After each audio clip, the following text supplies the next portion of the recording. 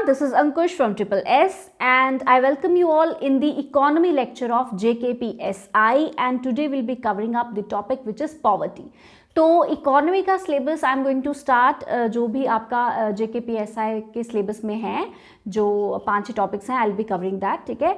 तो स्टार्ट करेंगे आज हम पॉवर्टी से। तो पहले हम पॉवर्टी जो टॉपिक है उसको ख़त्म करेंगे, then will be taking up the next topic, okay. तो चलिए पॉवर्टी का डिस्कस करते हैं आज और देखते हैं क्या है। देखिए सबसे पहले तो हमें पता होना चाहिए कि पॉवर्टी किसे कहते हैं और पॉवर्टी जो है वो कैसे चैलेंज जो है वो क्रिएट करता है किसी भी इकोनॉमी के लिए, ओके। तो जैसे कि मैंने इस स्लाइड में लिखा है कि जो पॉवर्टी है ना वो बिगेस्ट चैलेंज है इंडियन इकोनॉमी के लिए, मैं बोलूँगी इनफैक्ट किसी भी इकोनॉमी की अगर हम बात कर ले, वर्ल्ड प्लेटफॉर्म पे किसी भी कंट्री की हम बात कर ले तो पॉवर्टी जो है ना वो सबसे बड़ा चैलेंज है किसी भी इकोनॉमी का, ओके। देखिए क्यों है ऐसा, क्यों है बेसिकली, स्पेशली अगर मैं डेवलपिंग कंट्रीज़ की बात करूंगी या फिर अंडर डेवलप्ड कंट्रीज़ की बात करेंगे, ठीक है। देखिए डेवलप्ड कंट्रीज़ में तो ऐसे कोई प्रॉब्लम है नहीं, डेवलप्ड कंट्रीज़ में पॉवर्टी तो है नहीं, वहाँ पे पॉवर्टी जो है टोटल जो पॉवर्टी इरेडिकेशन है वहाँ पे, ठीक है, इरेडिकेट हो चुकी है। स्पेशली अगर मैं डेवलपिंग या अंडर डेवलप्ड कंट्रीज़ की बात करती हूँ तो वहाँ पे जो पॉवर्टी है वो सबसे बड़ा चैलेंज बन जाता है। कैसे बनता है, देखिए अगर लोग गरीब होंगे तो स्टैंडर्ड ऑफ लिविंग जो है वो कम होगी। अगर स्टैंडर्ड ऑफ लिविंग कम है तो यानी कि जो लोग हैं वो कम डिमांड करेंगे, तो डिमांड विल बी लेस, ठीक है। मार्केट फोर्सेस होती हैं दो, डिमांड और सप्लाई, दो मार्केट फोर्सेस होती हैं, तो डिमांड कम होगी। सप्लाई जो मार्केट फोर्स है वो आती है फ्रॉम प्रोडक्शन पर्सपेक्टिव, ठीक है। तो यहाँ पे डिमांड जो है वो कम होगी, डिमांड कम होगी तो उसकी वजह से इन्वेस्टमेंट कम होगी ना। अगर डिमांड कम है तो प्रोडक्शन कम होगी, डिमांड कम है तो जो प्रोडक्शन हाउसेज हैं वो कम प्रोड्यूस करेंगे। अगर वो कम प्रोड्यूस करेंगे यानी कि इन्वेस्टमेंट कम होगी, ठीक है, which ultimately will result in lower growth of the economy, okay. यहाँ पे मैंने जैसे कॉन्टिनम सा बनाया है कि अगर लोग गरीब हैं, पुअर हैं, तो उनके पास कम पैसा है। अगर उनके पास कम पैसा है तो they will demand less of the products. If they will demand less of the products obviously production will be less. If production will be less our GDP will decrease, है ना।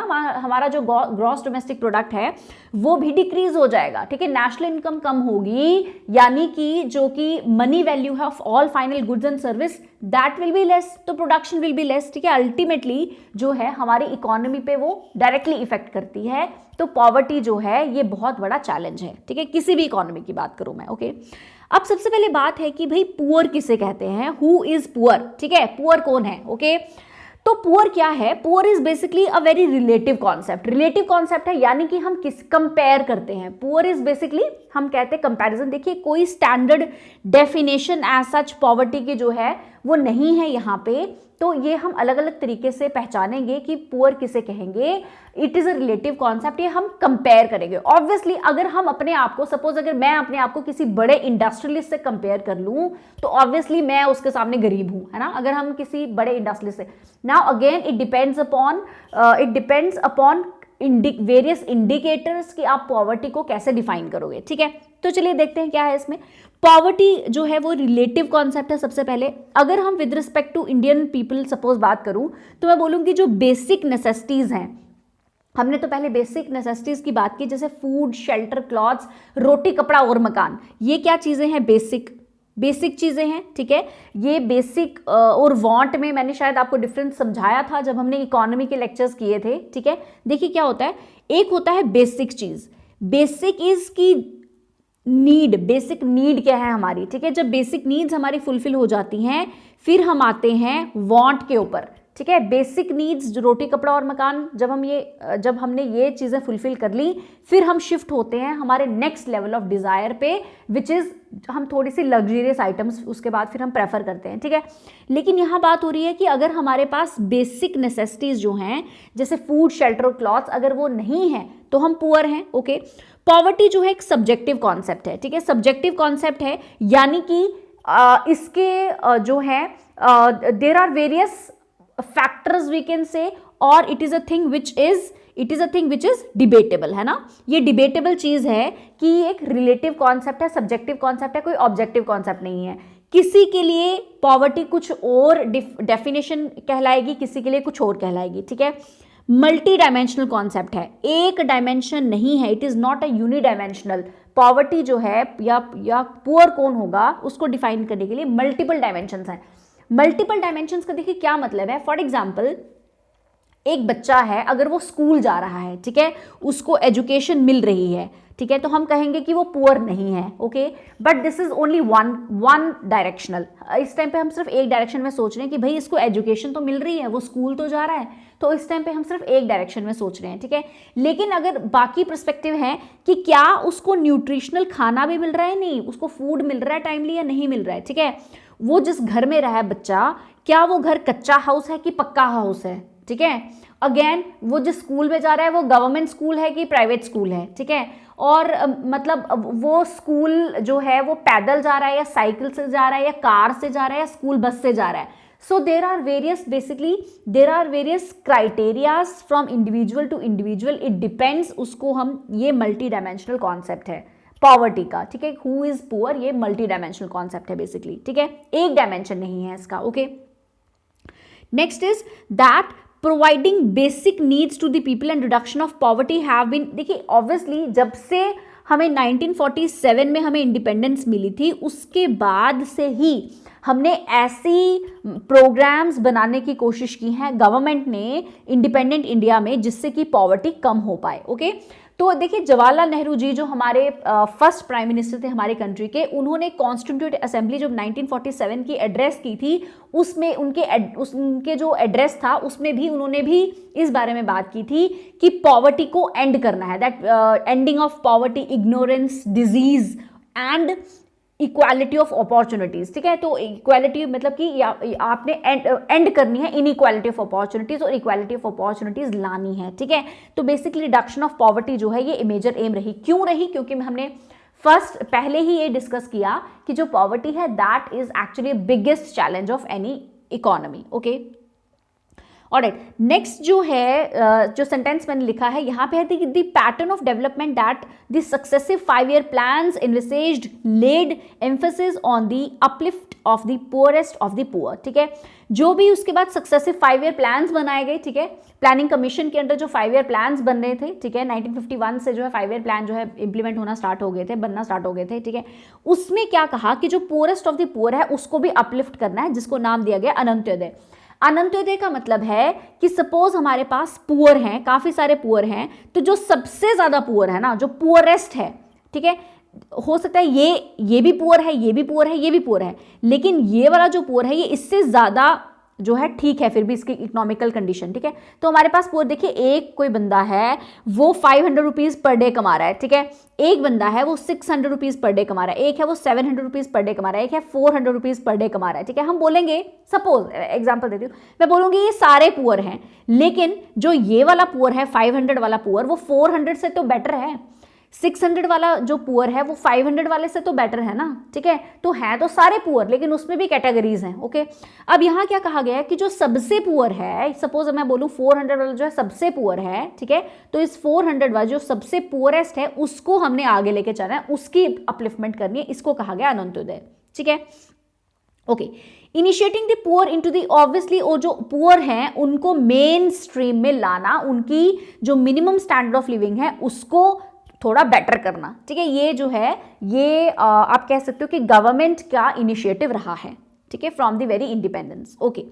नाउ अब जो पॉवर्टी है, क्योंकि हमने define किया कि वो मल्टी डायमेंशनल कॉन्सेप्ट है, मल्टी डायमेंशनल का मतलब है कि भाई उसकी इनकम तो देखनी ही है, उसकी और भी बड़ी सारी, उसकी इनकम भी देखनी है, उसका स्टैंडर्ड ऑफ लिविंग भी देखना है, उसका एजुकेशन भी देखना है, उसकी हेल्थ भी देखनी है, ठीक है, कि क्या क्या क्राइटेरियाज हैं, okay. Now as poverty is multi dimensional, it has to be looked at through variety of indicators, तो बड़े सारे इंडिकेटर्स देखने पड़ते हैं, क्योंकि मल्टी डायमेंशनल है तो बड़े सारे इंडिकेटर्स देखने पड़ेंगे। कौन से इंडिकेटर्स देखने पड़ेंगे? जैसे कि लेवल ऑफ इनकम क्या है उसकी, कंजप्शन क्या है उसकी, सोशल इंडिकेटर्स कौन कौन से हैं, ठीक है, कौन से सोशल इंडिकेटर्स में वो रह रहा है। सोशल इंडिकेटर्स का मतलब हो गया जैसे कि हेल्थ, एजुकेशन, कितनी कैलोरीज ऑफ फूड वो कंज्यूम कर रहा है, ठीक है, तो वो सारी चीजें हो गई, okay. Indicators of vulnerability to risk and to socio political access, ठीक है, क्या उसके कौन से रिस्क हैं, उसके हेल्थ हजार्ड्स हैं, क्या हैं, और सोशियो पॉलिटिकल एक्सेस भी उसको है कि नहीं है, ठीक है। सोशियो पॉलिटिकल एक्सेस में भी बड़ी सारी चीज़ें आ जाती हैं, इनफैक्ट इसमें कास्ट, रिलीजन, ये सारी चीज़ें सोशियो पॉलिटिकल एस्पेक्ट्स में आ जाती हैं, ठीक है, okay. Now next we will discuss is कि क्या है कि जैसे हमने डिफाइन किया कि जो पुअर की जो डेफिनेशन है या पॉवर्टी की जो डेफिनेशन है या जो it is a relative concept, मतलब हम कंपेयर करते हैं, ठीक है, कंपेयर करेंगे, ओके। फॉर एग्जांपल अगर मैं अभी कह रही हूं कि जो मैं जो हूं वो पुअर हूं in comparison of some big industrialist, okay, और वो जो बिग इंडस्ट्रियलिस्ट है वो तो मुकेश अंबानी से भी पुअर होगा कंपेयर करेंगे तो, ठीक है। तो अगर सपोज मैं बोलती हूँ कि I am not poor, okay, I am not poor and Mukesh Ambani is also not poor, obviously I am also not poor, Mukesh Ambani is also not poor, but I am poor then Mukesh Ambani, obviously, right. तो it is a relative concept, definition जो है poor की ऐसा नहीं है। अगर मैं बोलूंगी मैं गरीब नहीं हूं, लेकिन मुकेश अंबानी से तो गरीब ही हूं ना, अंबानी से तो गरीब ही हूं ऑब्वियसली, ठीक है, टाटा से तो गरीब ही हूं, ठीक है, आप किसी भी बड़े एंटरप्रेन्योर का नाम ले लीजिए, बड़े बिजनेसमैन का नाम ले लीजिए, राइट। तो we compare, it is a relative concept, we do compare, okay, alright. इसमें हम कंपेयर करते हैं पॉवर्टी को डिफाइन करने में, ठीक है। द पुअरेस्ट में भी देखिए कई बारी कई केसेस में क्या है कि हो सकता है कि जो पुअर है उसके पास घर नहीं हो, ठीक है, अगर हम हाउसिंग के तरीके से, या उसके पास पानी की फैसिलिटी नहीं हो, ड्रिंकिंग वाटर की फैसिलिटी नहीं हो, सैनिटेशन नहीं हो, ठीक है, या फिर जो कुकिंग फ्यूल वो यूज करते हैं वो काउडंग हो या वुड हो, ठीक है। तो आज तो ये अब तो है हम एलपीजी यूज कर रहे हैं, राइट। तो there are various actually we can say concepts और इंडिकेटर्स, ठीक है, ओके। अब क्या है कि कई लोगों को तो दो वक्त की कहते हैं कि रोटी नहीं मिलती, तो अगर उनके पास खाने को नहीं है, हम कह सकते हैं वो पुअर हैं, ठीक है। अगर कोई जो है स्टार्विंग से या हंगर से जिनकी डेथ हो रही है तो हम कह सकते हैं वो पुअर हैं, ओके। या उनके पास लिटरेसी स्किल्स नहीं है, एजुकेशन तो बहुत बड़ा फैक्टर है ऑब्वियसली, ठीक है। हम देखेंगे कि जो केरला है ना वहां पे पॉवर्टी जो है सबसे कम है और लिटरेसी भी सबसे ज्यादा है वहां पे। तो हम देख सकते हैं कि लिटरेसी और पॉवर्टी का भी कितना बड़ा आपस में रिलेशन है, लिटरेसी और पॉवर्टी का, ठीक है। It is one of the top most literate state of India, Kerala, और सबसे ज्यादा पॉवर्टी भी कम वहां पे है, ठीक है। पॉवर्टी कम सबसे ज्यादा केरला में है और लिटरेसी सबसे ज्यादा है। तो हम देख सकते हैं कि कैसे लिटरेसी और पॉवर्टी आपस में इंटरलिंक्ड है, राइट। तो बेसिक लिटरेसी स्किल्स नहीं है सपोज किसी के पास।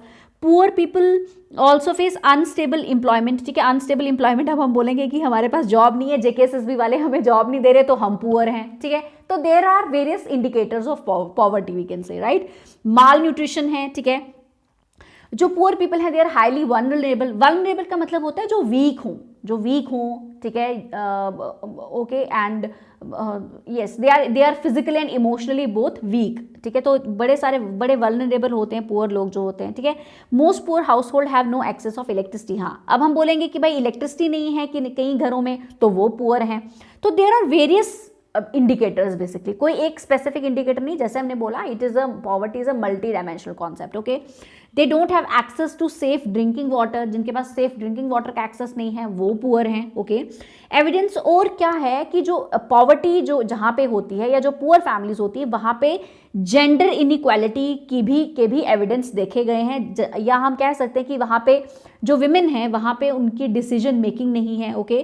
सो दिस वे, और या फिर वो उनको एजुकेशन प्रोवाइड नहीं होती, ठीक है। तो देयर आर वेरियस, और जो पुअर वीमेन जो है कहा जाता है कि उनकी जो जब मदरहुड के जो डेज होते हैं उसमें उनमें उनको लेस केयर मिलती है या लेस न्यूट्रिशन उनको मिलता है, लेस कैलोरीज ऑफ फूड उनको मिलता है। तो there are various indicators basically, okay.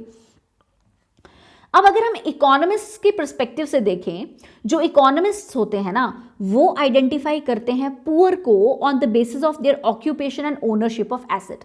अब ओनरशिप ऑफ एसेट में स्पेशली इन्होंने बात की है लैंड की, एसेट में किसकी बात की है, लैंड की। जो इकोनॉमिस्ट हैं उन्होंने पुअर की जो डेफिनेशन है वो दी है on the basis of occupation and ownership of assets, okay. Now we will see कि उन्होंने क्या कहा है, कि उन्होंने कैसे कैटेगराइज किया है रूरल पुअर को। Basically they have categorize rural poor on the basis of, देखिए रूरल पुअर को उन्होंने जो है स्पेशली इकोनॉमिस्ट ने क्लासिफाई किया है on the basis of land, ठीक है, कितनी जमीन है उनके पास बेसिकली। तो पहली कैटेगरी में आ जाते हैं लैंडलेस एग्रीकल्चरल लेबर्स, ठीक है। वो लेबर जो कि लैंडलेस है, ठीक है, एग्रीकल्चर लेबर है और जिनके पास लैंड है ही नहीं, ठीक है। दूसरे आ जाते हैं वो कल्टीवेटर्स, बेसिकली खुद जो किसान है कल्टीवेटर्स, जिनके पास लैंड है, बहुत कम लैंड है, ठीक है, they have very small land holding. तीसरी वैरायटी, तीसरी कैटेगरी आ जाती है जो लैंडलेस लेबर्स हैं, जो कि एंगेज्ड हैं in a variety of non agricultural jobs, ठीक है, क्योंकि उनके पास दे आर लैंडलेस, इसलिए वो नॉन एग्रीकल्चरल जॉब्स में एंगेज हैं, and tenant cultivators with small land holdings, ठीक है। तो ये 3 तरीके की कैटेगरीज हैं। एक कैटेगरी है जहां पे लैंडलेस एग्रीकल्चरल लेबर है, दूसरी कैटेगरी है जहां पे कल्टीवेटर्स हैं लेकिन जिनकी स्मॉल लैंड होल्डिंग है बहुत, और तीसरी जो है वो लैंडलेस लेबर्स हैं, उनके पास लैंड है, लैंडलेस लेबर्स हैं वो, इसीलिए वो एंगेज हो गए हैं in non agricultural jobs. Okay, alright, तो ये रहे इकोनॉमिस्ट का व्यू। नेक्स्ट जो हम इंपॉर्टेंट कॉन्सेप्ट करने वाले हैं that is poverty line. What is a poverty line basically? तो what is a poverty line? देखिए, पॉवर्टी लाइन किसे कहते हैं, आप लगा लीजिए कि एक इमेजिनरी लाइन है जिसके ऊपर हम बोलेंगे इस पॉवर्टी, ये पॉवर्टी लाइन है सपोज, ठीक है, this is the poverty line. इस पॉवर्टी लाइन के जो ऊपर जो लोग आएंगे वो नॉन पुअर हैं, और इस पॉवर्टी लाइन के जो नीचे लोग आएंगे वो पुअर हैं, ठीक है, वो ये नॉन पुअर है, ये पुअर है। अब ये पॉवर्टी लाइन डिफाइन कैसे होगी, तो इसके ऊपर we have various we can say perspectives on how this poverty line will be defined. Okay, अब क्या हुआ कि जब हम प्री इंडिपेंडेंट एरा की बात करते हैं, जब हम प्री इंडिपेंडेंट यानी इंडिपेंडेंस से पहले की जब हम बात करते हैं, तो दादा भाई नारोजी जो थे वो पहले ऐसे इंसान थे जिन्होंने पॉवर्टी लाइन के कॉन्सेप्ट को डिस्कस किया, ठीक है। तो दादा भाई नारोजी के बारे में हम मैक्सिमम हम सब लोग जानते ही हैं, ठीक है, कि दादा भाई नारोजी जो है वो एक one of the founding members of Indian National Congress थे। अभी हम हिस्ट्री में इनफैक्ट इंडियन नेशनल कांग्रेस ही कर रहे हैं, if you are seeing my lectures on history also, तो उसमें हम इंडियन नेशनल कांग्रेस की डिस्कशन कर रहे थे, और वहाँ पे दादा भाई नारोजी काफ़ी प्रोमिनेंट फिगर हमें देखने को मिले। और दादा भाई नारोजी ने जो है ये इन्होंने ड्रेन ऑफ वेल्थ थ्योरी दी थी, ठीक है। ड्रेन ऑफ वेल्थ मतलब कि drain of wealth of India, कि जो ब्रिटिश जो हैं वो कैसे हमारी इंडिया की सारी वेल्थ ड्रेन कर रहे हैं, ड्रेन करके ले गए, जो ब्रिटिशर्स हैं कैसे इंडिया की सारी वेल्थ ड्रेन करके ले गए, ठीक है। तो wealth is obviously related to economics, right. तो दादा भाई नारोजी जो है वो पहले ही ये बात करते हैं कि ड्रेन ऑफ वेल्थ की बात करते हैं, ठीक है। प्लस दादा भाई नारोजी ने बुक लिखी जिस poverty and un British rule in India, ठीक है। तो पॉवर्टी की वो पहले ही बात करते हैं, पॉवर्टी लाइन को वो डिफाइन करते हैं। और दादा भाई नारोजी ने क्या किया बेसिकली, किस बेसिस पे इन्होंने पॉवर्टी को डिफाइन किया हम कह सकते हैं, उन्होंने कहा कि जो एक प्रिजनर है ना, जो एक जेल का प्रिजनर है, उसको मिनिमम मील मिलती है खाने के लिए, जो मिनिमम रिक्वायर्ड मील है जो खाने के लिए मिलती है वो किसको मिलती है, जो जेल का प्रिजनर है ना, जो उसको थाली मिलेगी खाने के लिए वो मिनिमम वैसी थाली है, मिनिमम जो कि एक लिविंग के लिए चाहिए, राइट। तो इस बेसिस पे उन्होंने सबसे पहले उन्होंने कहा कि जो प्रिजनर है जो उसका मेन्यू है वो एप्रोप्रिएट प्रिवेलिंग प्राइसेस की हम बात करेंगे, कि जो यानी कि जो जेल की लिविंग कॉस्ट है, ठीक है। उसके बाद क्या हुआ, हम बात करते हैं कि व्हाट वी से कि अगर हम पोस्ट इंडिपेंडेंट एरा की अब हम बात करें तो बड़े सारे अटेम्प्ट्स हुए जिसके ऊपर एक मैकेनिज्म बनाया जाए कि डिफाइन करने के लिए कि पॉवर्टी क्या है, या जिससे हम बता सकें कि हमारी कंट्री में नंबर ऑफ पुअर कितने हैं। अगर हम अपनी कंट्री की बात करें, हम बोलते हैं कि भाई how many like poor people are there, तो उसको डिफाइन करने के लिए कुछ सेट मैकेनिज्म होना चाहिए, ठीक है। तो उसके लिए क्या हुआ कि 1979 में क्या हुआ, एक टास्क फोर्स बनती है जो कि प्रोजेक्ट करेगी मिनिमम नीड्स और इफेक्टिव कंजप्शन। क्या डिफाइन करेगी, मिनिमम नीड्स और इफेक्टिव कंजप्शन डिफाइन करेगी। मिनिमम नीड यानी सबसे मिनिमम नीड कितनी है और उस मिनिमम नीड के बेसिस के ऊपर की डिमांड कितनी है, ठीक है। उसके बाद 1989 और 2005 में क्या किया गया, एक्सपर्ट ग्रुप्स बनाए गए इसी पर्पस के लिए। किस पर्पस के लिए, कि भाई एक डेफिनेशन हमें मिले और जिससे हमें पता चले कि नंबर ऑफ पुअर कितने हैं हमारी कंट्री में, ठीक है।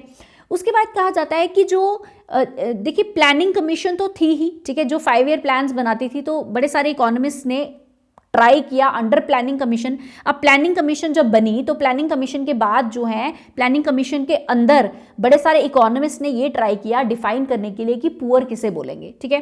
तो बेसिकली बड़ी सारी आप कह सकते हो कि बड़ी सारी कोशिशें की गई to define poverty actually and to define that how many number of poor people are there in our country, okay. अब इस पर्पस के लिए क्या किया गया, इस पर्पस के लिए क्या किया गया, और ये थोड़ा सा आप कह सकते हो थोड़ा ठीक कैटेगरी हमें लगता है, थोड़ी ठीक जो है डिवीजन की गई। इस चीज़ के लिए क्या किया गया, जो लोग हैं सभी लोगों को क्या किया गया, दो कैटेगरीज में डिवाइड किया गया, one is poor and other is non poor, और जो इनको सेपरेट करेगी वो होगी पॉवर्टी लाइन। ठीक है, जैसे हमने पहले कहा, तो ये आप जो एक टेबल देख सकते हैं कि ये है सपोज पॉवर्टी लाइन, जैसे हमने पहले भी डिफाइन किया।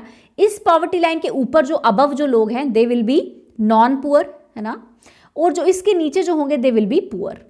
ठीक है, तो नाउ व्हाट विल हैपन, अब यहां आप देखिए जरा, ये पॉवर्टी लाइन है। ठीक है, ये पॉवर्टी लाइन है, और हम यहां से हमने डिवाइड कर दिया बेसिकली, यहां से। ओके, तो ये जो है डिवीजन का पोर्शन है। अब इस लाइन के जो इस साइड है ना, ये कॉन्टिनम है, इस कॉन्टिनम के जो मैं बोलूंगी कि जो लेफ्ट साइड हैं दे आर पुअर, और इस कॉन्टिनम के जो राइट साइड हैं they are non poor. Okay, अब ये कौन कौन है, पुअर में आ जाते हैं एब्सोल्युटली पुअर, वेरी पुअर और पुअर। ठीक है, अब जो एब्सोल्युटली पुअर हैं वो ज्यादा गरीब होंगे वेरी पुअर से, और जो वेरी पुअर हैं वो ज्यादा गरीब होंगे पुअर से। ठीक है, यानी इन सब में जो बेटर कंडीशन में है वो कौन है, पुअर। उसके बाद कौन है बैड कंडीशन में, वेरी पुअर, और वर्स कंडीशन में कौन है, एब्सोल्युटली पुअर। ठीक है, अब इस कॉन्टिनम के राइट साइड पे आ जाओ, नॉन पुअर में। नॉन पुअर में जो नॉन पुअर के अंदर जो सबसे पुअर होगा, ठीक है, नॉन पुअर के अंदर जो सबसे गरीब होगा that will be not so poor. उसके बाद आ जाती है मिडिल क्लास, उसके बाद आ जाती है अपर मिडिल क्लास, उसके बाद आ जाते हैं दी रिच, उसके बाद दी वेरी रिच, उसके बाद मिलेनियर, उसके बाद बिलियनियर। ठीक है, तो ये जो है ये कॉन्टिनम है हमारा। अब यहाँ पे ये लिखा हुआ है, तभी मैंने ये इसमें कलर से बताया हुआ है कि एक्चुअली आप इस तरीके से आइडेंटिफाई कर लीजिएगा कि जो पिंक हैं, जो भी पिंक हैं वो सारे नॉन पुअर हैं, और जो येलो हैं वो सारे पुअर हैं। ठीक है, और यहाँ पे ये लाइन जो है ये डिफाइन कर रही है ये पुअर और ये नॉन पुअर। अंडरस्टूड? ओके, अब अगर मैं पुअर की बात करती हूँ, poor includes this absolutely poor, very poor and poor. Okay, और अगर नॉन पुअर की बात करूं तो that includes not so poor, जैसे हमने पहले डिफाइन किया। This includes non poor includes not so poor, middle class, upper middle class, the rich, the very rich, Millionaire and billionaire. Okay, so this is one of the category. Okay, एक और category जो है poverty की define की गई, एक और category जो है कैटेगराइजिंग पॉवर्टी, एक और कैटेगरी जो है पॉवर्टी की डिफाइन की गई। What it is basically chronic poor, transit poor and non poor. Okay, अब ये क्या है, क्रॉनिक पुअर, ट्रांजिट पुअर और नॉन पुअर क्या है। अब देखिए, सबसे पहले अगर मैं बात करूं क्रॉनिक पुअर की, किसकी बात करूं, क्रॉनिक पुअर।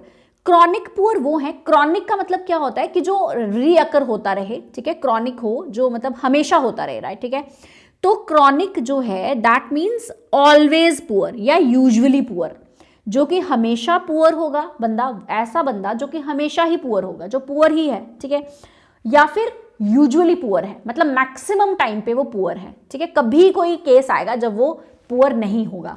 ठीक है, तो वो हो गए क्रॉनिक पुअर। अब वो कैसा हुआ, देखिए फॉर एग्जांपल मैं ड्रॉ करके बताती हूँ आपको।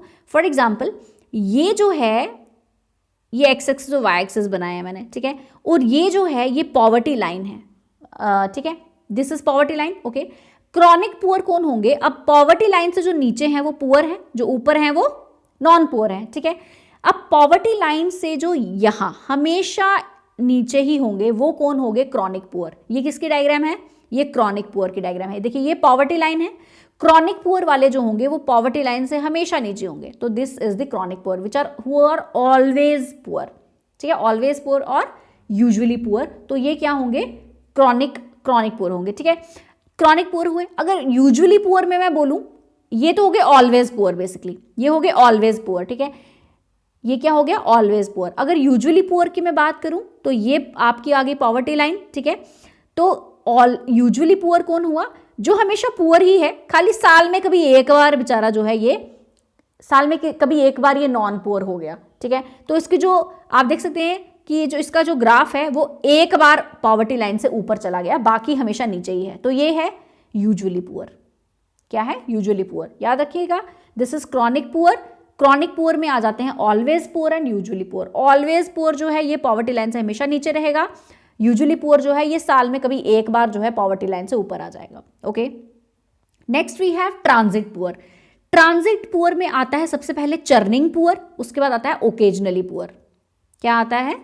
ट्रांजिट पुअर में सबसे पहले आता है चर्निंग पुअर, उसके बाद आ जाता है ओकेजनली पुअर। ठीक है, अब क्या है इसमें, चर्निंग पुअर हो गया फॉर एग्जांपल, अगर मैं चर्निंग पुअर की बात करूं, चर्निंग पुअर आ गया ये जी आपकी पॉवर्टी लाइन। चर्निंग पुअर है ऐसे, चर्न हो रहा है ये चर्निंग पुअर, कभी अमीर कभी गरीब, कभी खुशी कभी गम, है ना, कभी अमीर कभी गरीब। तो ये है आपकी ये पॉवर्टी लाइन है। ठीक है, तो पॉवर्टी लाइन से कभी ऊपर कभी नीचे, कभी ऊपर कभी नीचे, मतलब कभी अमीर कभी गरीब, तो ये जो है पॉवर्टी लाइन हो गया चर्निंग पुअर में। Okay, now we have occasionally poor. Occasionally poor मतलब कभी वो किसी ओकेजन पे पुअर होगा, तो यानी कि ज्यादातर तो वो क्या होगा, ज्यादातर तो वो नॉन पुअर ही होगा, ज्यादातर तो नॉन पुअर ही होगा, कभी बीच में वो पुअर हो जाएगा। ये रही इसकी ग्राफ, ये रहा। ठीक है, ये किसका रहा? ओकेजनली पुअर का। मतलब कि वंस इन अ वाइल और वंस इन अ ईयर वो जो है कहां चला जाएगा, कहां चला जाएगा? वो चला जाएगा पुअर में, पुअर की कैटेगरी में कभी एक साल में चला जाएगा, बाकी वो जो है नॉन पुअर ही रहेगा। ये हो गया ओकेजनली पुअर। ओके, नेक्स्ट आ गया जी आपका नॉन पुअर, नेवर पुअर। ठीक है, जो कभी पुअर नहीं होगा। ठीक है, तो ये आ गई आपकी पॉवर्टी लाइन। तो नॉन पुअर या नेवर पुअर जो है हमेशा पॉवर्टी लाइन से ऊपर ही रहेगा। ठीक है, हाँ ग्राफ ऊपर नीचे इसका हो सकता है, लेकिन ये पुअर के कैटेगरी में कभी नहीं आएगा, ये हमेशा नॉन पुअर ही रहेगा। This is your never poor. ठीक है, समझ आ गया। पहली कैटेगरी थी क्रॉनिक पुअर, फिर से बता देती हूँ। पहली कैटेगरी थी क्रॉनिक पुअर, जिसमें आते हैं ऑलवेज पुअर या यूजुअली पुअर।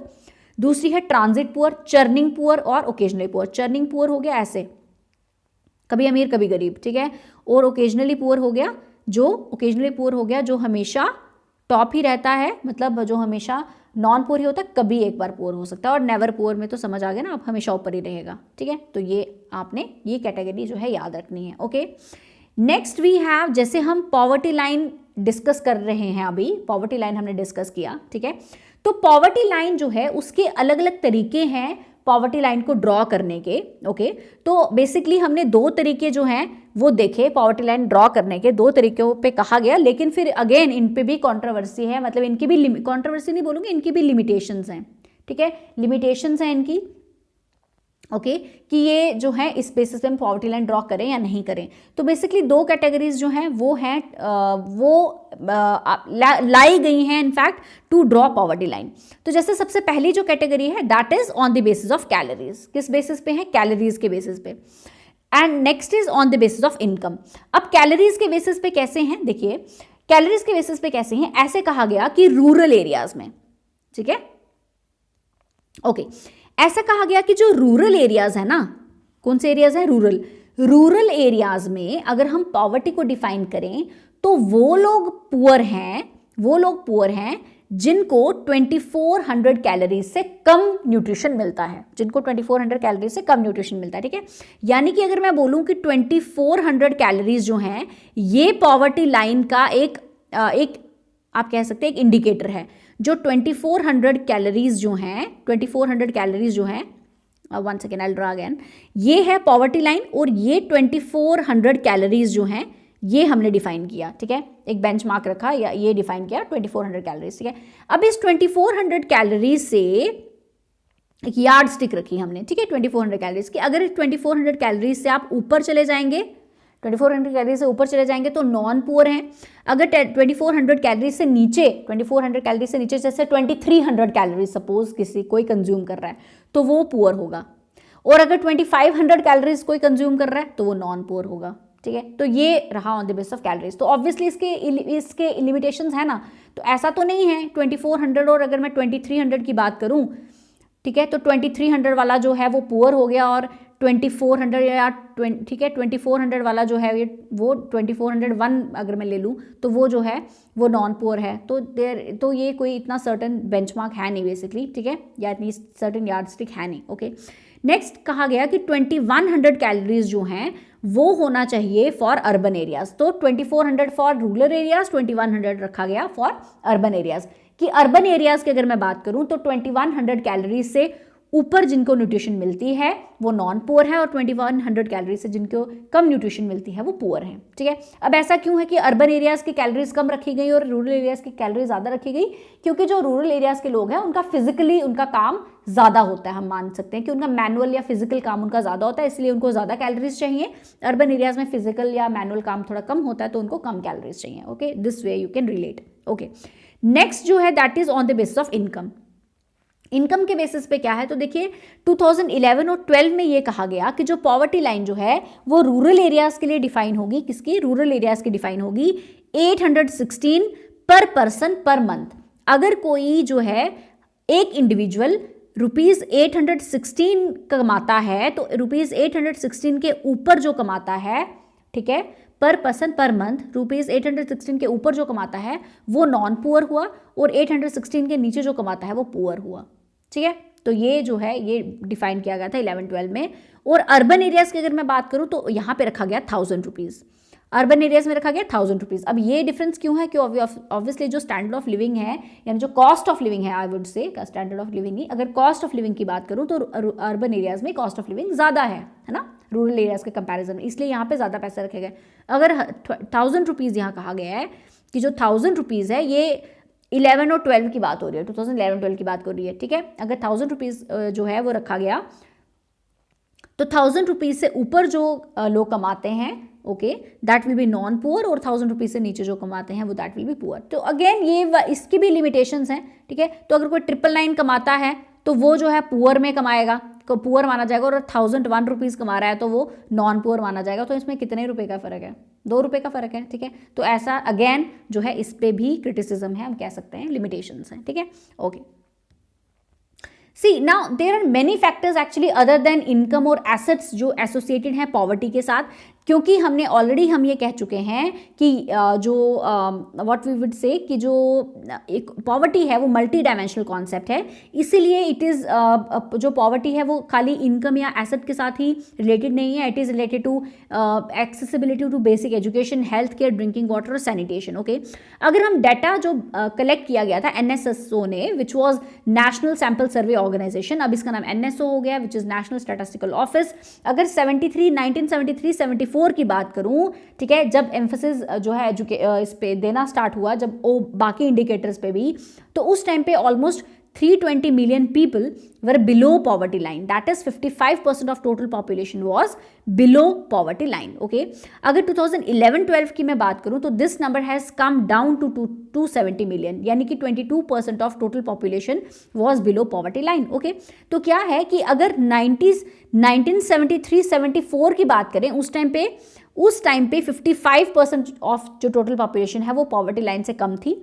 और अगर मैं 2011-12 की बात करूं तो 22% ऑफ जो टोटल पॉपुलेशन है that is below poverty line. यानी हम देख सकते हैं कि with the gradual time, we would say with the gradual time जो हम वी हैव एक्चुअली हमने थोड़ा सा इसमें प्रोग्रेस देखी है। ठीक है, तो अब 73-74 में क्या था कि more than 80% of the poor resided in the rural areas, and this situation has not changed even in 2011-12। अब क्या है कि जो कहा जाता है कि जो 80% ऑफ पॉपुलेशन है वो पुअर एरियाज में रिजाइड करती है, और आज भी यही है। बेसिकली क्या है कि देखिए हम कहते हैं कि हमारी जो पॉपुलेशन है ज़्यादा वो विलेजेस में बसती है। ठीक है, तो और एग्रीकल्चरल मीन्स है, हमारी इकोनॉमी जो है वो अभी भी एग्रेरियन इकोनॉमी मानी जाती है, एग्रीकल्चरल इकोनॉमी मानी जाती है, रूरल इकोनॉमी मानी जाती है। ठीक है, तो दिस इज द रीजन कि 80% हम कहते हैं, ठीक है, 80% of the poor resided in the rural areas, and this situation has not even changed in the 2011 and 12। Okay, so this was all about today's lecture. So अभी जो है poverty का और जो है lecture, I will come with another lecture of poverty. Okay, तो ये आज हमने डिस्कस किया, आप इसको अच्छे से रिवाइज कर लीजिए। ओके, कि हमने जो है स्टडी किया कि हम पुअर किसे कहेंगे। मैंने आपको कहा कि ये रिलेटिव कॉन्सेप्ट है, सब्जेक्टिव कॉन्सेप्ट है, मल्टी डायमेंशनल कॉन्सेप्ट है। ओके, तो इकोनॉमिस्ट्स ने जो है कैसे डिफाइन किया। रूरल पॉवर्टी की बात करूं, पॉवर्टी लाइन की हमने बात की। ठीक है, उसके बाद हमने पॉवर्टी लाइन को बेसिकली हमने पॉवर्टी को कैटेगराइज किया अलग अलग तरीके से. ओके, पॉवर्टी लाइन हमने देखी कि कैसा जो है कॉन्टिनम रहा. Okay, so this is all about today's lecture. I will see you very soon with the next lecture of poverty. So till then take care, bye bye, keep studying.